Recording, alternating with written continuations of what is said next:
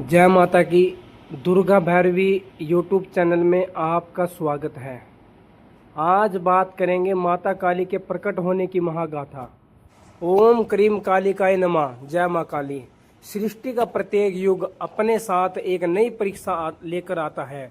जब जब धर्म कमजोर होता है और अधर्म अपनी सीमा लांघ जाता है, तब तब आदि शक्ति किसी न किसी रूप में प्रकट होकर संतों, भक्तों और देवताओं की रक्षा करती है। उन्हीं आदि शक्ति का एक अद्भुत रहस्य और प्रचंड स्वरूप है माँ काली। यह वह समय था जब तीनों लोकों में भय का वातावरण था। असुरों का आतंक दिन प्रतिदिन बढ़ता जा रहा था। यज्ञ भंग किए जा रहे थे, ऋषि मुनियों की तपस्या में बाधाएं डाली जा रही थी और देवताओं का तेज भी क्षीण पड़ने लगा था। जहां पहले वेदों की ध्वनि गूंजती थी, वहां अब डय और विलाप सुनाई देता था। स्वर्ग लोक में भी चिंता व्याप्त थी।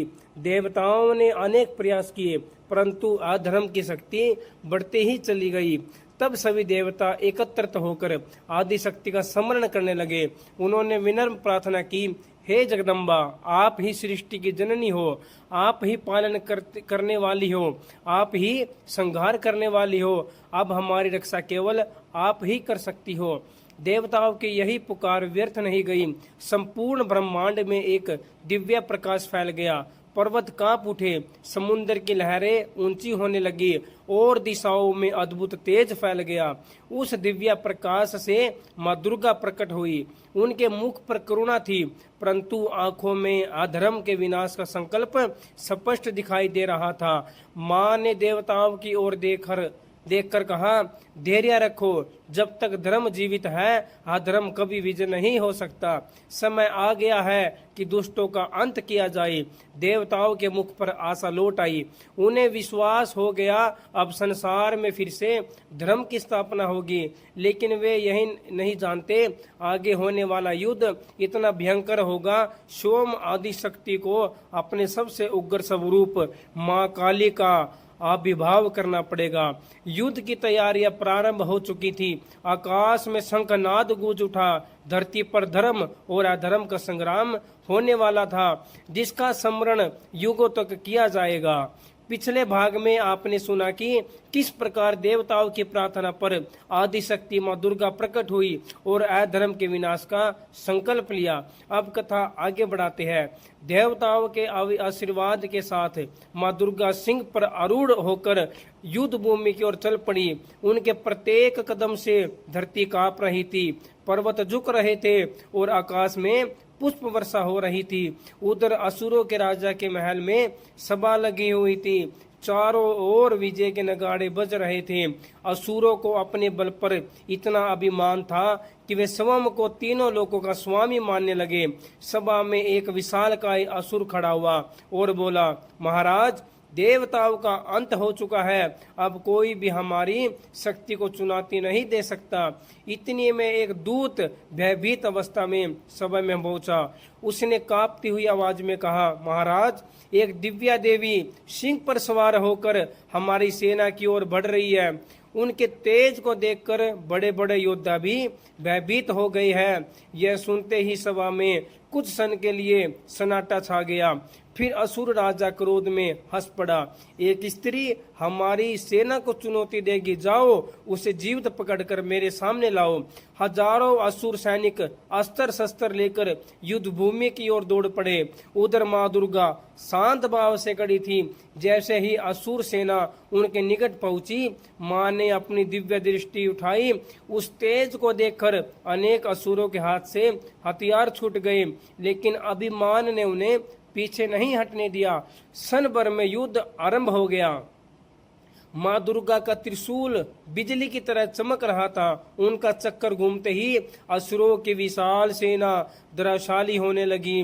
सिंह की गर्जना से पूरी धरती गूंज उठी। जहां जहां माँ का शस्त्र पहुंचा, वह अधर्म का अंत हो जाता।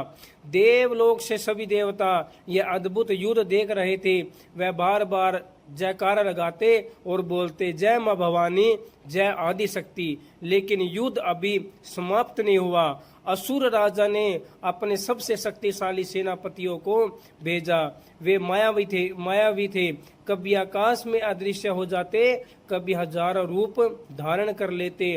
उन्होंने चारों दिशाओं से मां को घेर लिया। कुछ क्षण के लिए युद्ध भूमि धूल और धुएं से भर गई। ऐसा लग गया मानो सूर्य भी इस युद्ध को देखने के लिए ठहर गया हो। मां ने अपनी दिव्य शक्ति से उन सभी मायावाओं को नष्ट कर दिया।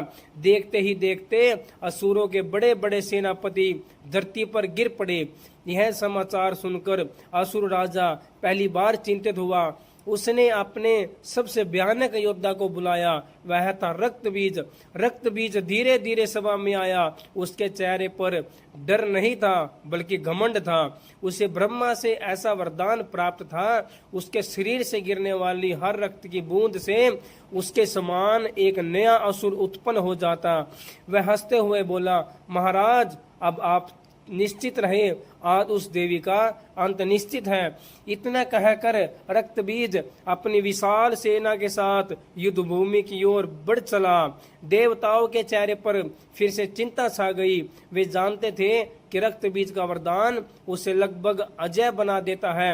उधर माँ दुर्गा शांत थी, उन्हें भविष्य का ज्ञान था।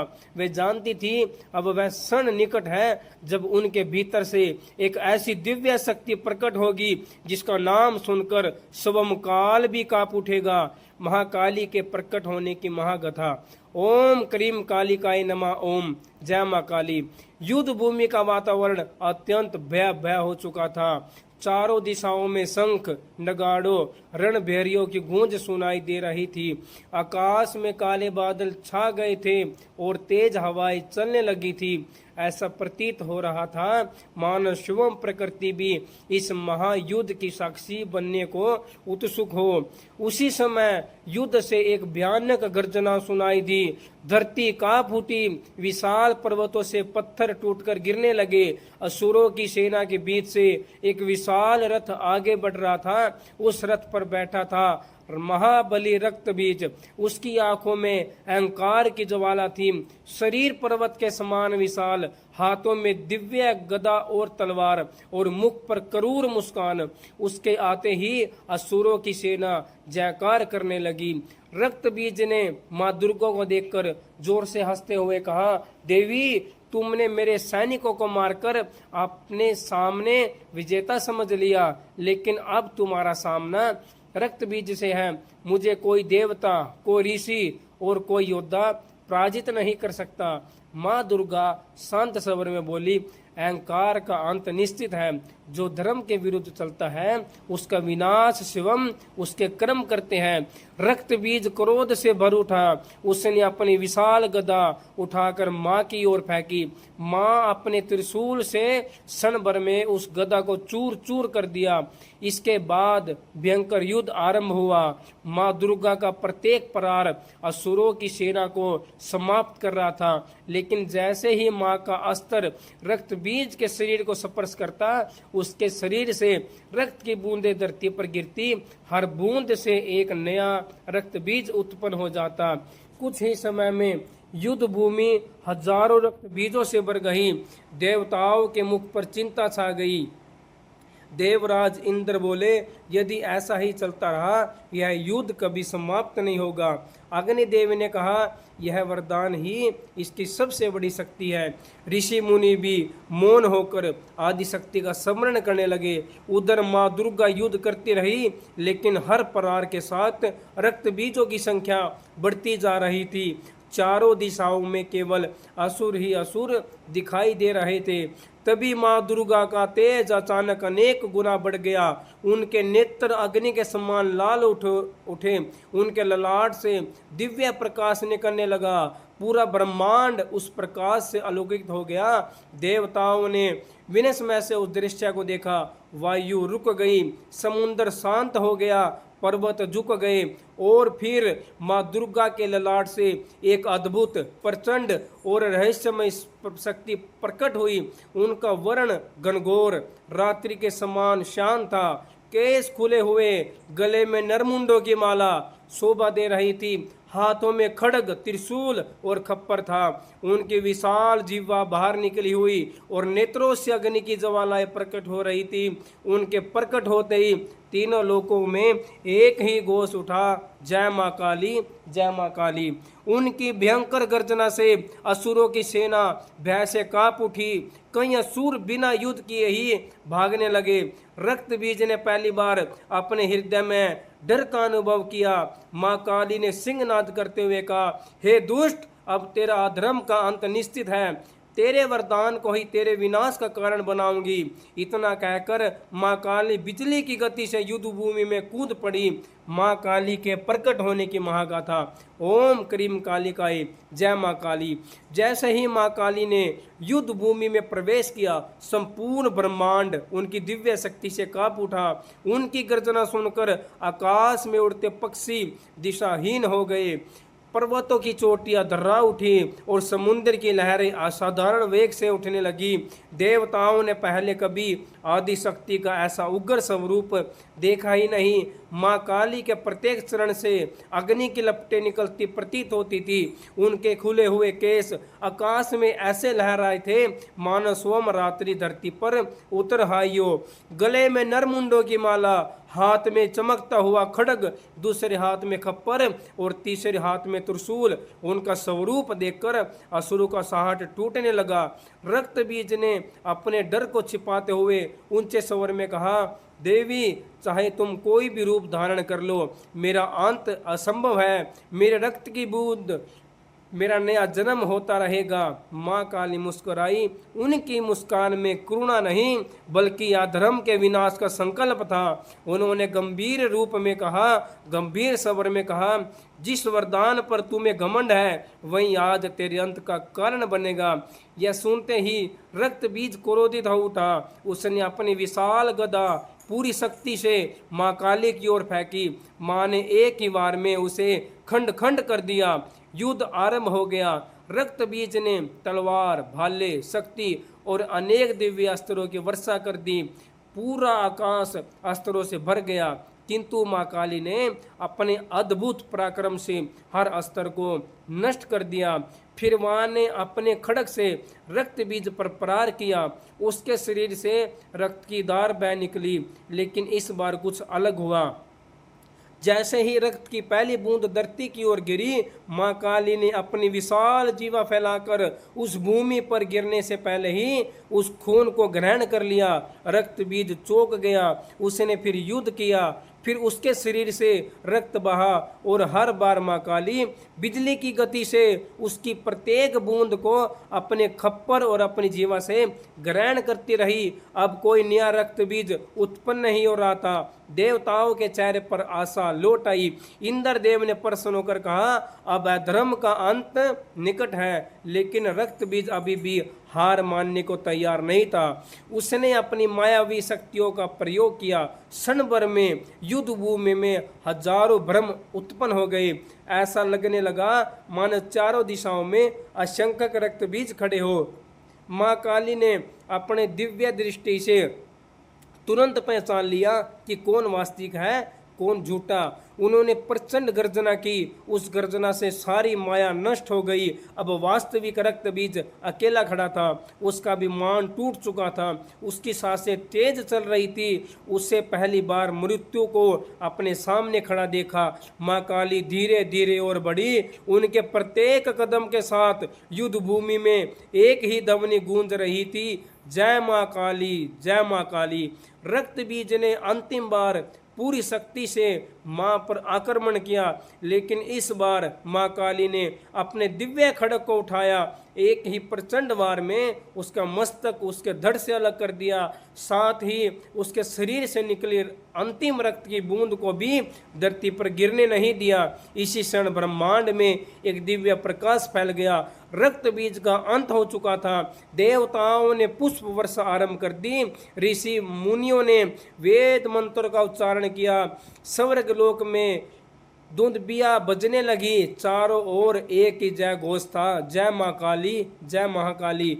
किंतु युद्ध अभी पूरी तरह समाप्त नहीं हुआ। रक्त बीज का अंत हो चुका था, पर माँ काली का उग्र तेज अभी भी शांत नहीं हुआ। उनका प्रचंड रूप संपूर्ण ब्रह्मांड में फैलता जा रहा था और देवताओं के मन में एक नई चिंता जन्म लेती रही। रक्त बीज का अंत हो चुका था, किंतु युद्ध भूमि में मां काली का रौद्र स्वरूप पहले से भी अधिक प्रचंड और तेज होता जा रहा था। उनके नेत्र अग्नि के समान प्रज्वलित थे, उनके खुले हुए कैश आकाश में लहरा रहे थे। हाथों में धारण किया हुआ खड़क अभी भी रक्त बीज के रक्त से लाल था। असुरों की जो सेना अभी तक युद्ध भूमि में बची हुई थी, वह डर से इधर उधर भागने लगी। जो कभी अपने बल और पराक्रम का घमंड करते थे, आज उनके मुख पर केवल मृत्यु का डर दिखाई दे रहा था। मां काली ने एक भीषण गर्जना की। उस गर्जना की ध्वनि संपूर्ण स्वर्ग, पृथ्वी और पाताल तक पहुंची। पर्वत कांप उठे, समुद्र की लहरें उफान मारने लगी और आकाश में बिजली चमकने लगी। देवताओं ने एक दूसरे की ओर देखा, वे प्रसन्न भी थे और अधर्म का विनाश हो गया था, लेकिन साथ ही चिंतित भी थे। उन्हें भय था, यदि माँ का यह रौद्र रूप शांत नहीं हुआ, उनके प्रचंड तेज से संपूर्ण सृष्टि प्रभावित हो सकती है। इंद्र राज हाथ जोड़कर बोले, हे जगत जननी, आपका क्रोध धर्म की रक्षा के लिए है, किंतु कृपा करके शांत हो जाइए। तीनों लोक आपकी करुणा की प्रतीक्षा कर रहे हैं। किंतु माँ काली अभी भी युद्ध भाव में ही थी। उनके कानों तक किसी की भी प्रार्थना नहीं पहुंची। तब सभी देवता, ऋषि, मुनि एक साथ कैलाश की ओर गए। उन्होंने भगवान शिव के चरणों में प्रणाम किया और विनती की, हे महादेव, केवल आप ही माँ काली के इस रुद्र रूप को शांत कर सकते हैं। यदि शीघ्र उपाय नहीं किया गया तो उनका प्रचंड तेज संपूर्ण ब्रह्मांड को अपने प्रभाव में ले लेगा। भगवान शिव ने शांत स्वर में सबकी बातें सुनी। वे मुस्कुराए और बोले, शिव और शक्ति अलग नहीं है। जहाँ शक्ति है वहाँ शिव है, जहाँ शिव है वहाँ अत्यंत शांति ही स्थापित होती है। इतना कहकर भगवान शिव युद्ध भूमि की ओर चल पड़े। उधर मां काली अभी भी अधर्म के प्रत्येक चिन्ह का नाश कर रही थी। उनके प्रत्येक कदम के साथ धरती कांप रही थी। भगवान शिव धीरे धीरे उनके मार्ग में पहुंचे। उन्होंने बिना किसी डर के स्वयं को मां काली के चरणों में भूमि पर लेट गए। मां काली आगे बढ़ी। अचानक उनका चरण भगवान शिव के वक्ष पर पड़ गया। क्षण भर के लिए समय जैसे ठहर गया। मां ने नीचे देखा। उन्होंने देखा कि जिनके ऊपर उनका चरण पड़ा है वे स्वयं उनके आराध्य भगवान शिव हैं। यह दृश्य देखते ही मां का क्रोध शांत होने लगा। उन्हें नेत्रों का तेज करुणा में बदल गया। उन्हें अपनी भूल का आभास हुआ। लज्जा और विनम्रता से उन्हें अपनी जीमा बाहर निकाल ली। यही वह क्षण था जिसे आज भी माँ काली के प्रत्येक दिशा जाता है। भगवान शिव ने स्नेहपूर्ण कहा, हे आदिशक्ति, आपने धर्म की रक्षा। लज्जा और विनम्रता से उन्होंने अपनी जीवा बाहर निकाल ली। यही वह क्षण दिव्य क्षण था जिसे आज भी मां काली की प्रतिमाओं में दर्शाया जाता है। भगवान शिव ने स्नेहपूर्ण कहा, हे आदिशक्ति, आपने धर्म की रक्षा की है। आपके बिना सृष्टि का संतुलन संभव नहीं है। अब समय है कि आप करुणा में स्वरूप पूर्ण समस्त जगत को आशीर्वाद दे। मां काली का रौद्र रूप धीरे धीरे शांत होने लगा।